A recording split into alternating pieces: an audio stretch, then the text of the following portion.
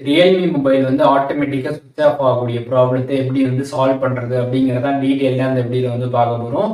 Video ஃபுல்லாக பார்த்தீங்கன்னா எப்படி வந்து ஆட்டோமேட்டிக்காக சுவிட்ச் ஆஃப் ஆகக்கூடிய ப்ராப்ளத்தை வந்து சால்வ் பண்ணுறது அப்படிங்கிறத டீட்டெயிலாக தெரிஞ்சுக்க முடியும். தெரிஞ்சுக்கிறதுக்கு முன்பாக சேனலை சப்ஸ்கிரைப் பண்ணிட்டு பெல் ஐகானை கிளிக் பண்ணி ஆல் அப்படின்றத செட் பண்ணிடுங்க.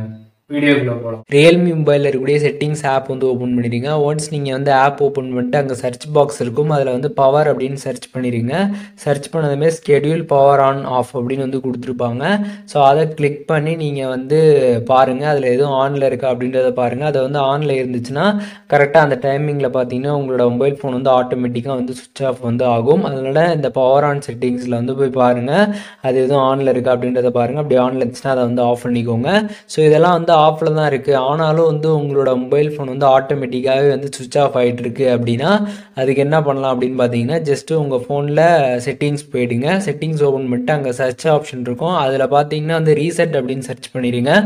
ரீசெட்டுன்னு சர்ச் பண்ணிங்கன்னா ரீசெட் ஆல் செட்டிங்ஸ் அப்படின்னு ஒரு ஆப்ஷன் வந்து கொடுத்துருப்பாங்க. அதை கிளிக் பண்ணிட்டு உங்களோட செட்டிங்ஸை மட்டும் கம்ப்ளீட்டாக வந்து ரீசெட் பண்ணிடுங்க. ஸோ இந்த மாதிரி ரீசெட் பண்ணுறப்ப பார்த்தீங்கன்னா உங்கள் ஃபோனில் இருக்கக்கூடிய டேட்டாலாம் எதுவுமே பார்த்தீங்கன்னா வந்து ரேஸ் ஆகாது, எல்லாமே அப்படியே தான் வந்திருக்கும். பட் இந்த செட்டிங்ஸ் மட்டும் பார்த்தீங்கன்னா வந்து கம்ப்ளீட்டாக வந்து ரீசெட் ஆகும். ஸோ இதனால் பார்த்தீங்கன்னா உங்களுக்கு இந்த ஒரு ப்ராப்ளம் பார்த்தீங்கன்னா வந்து ஃபிக்ஸ் ஆகும்.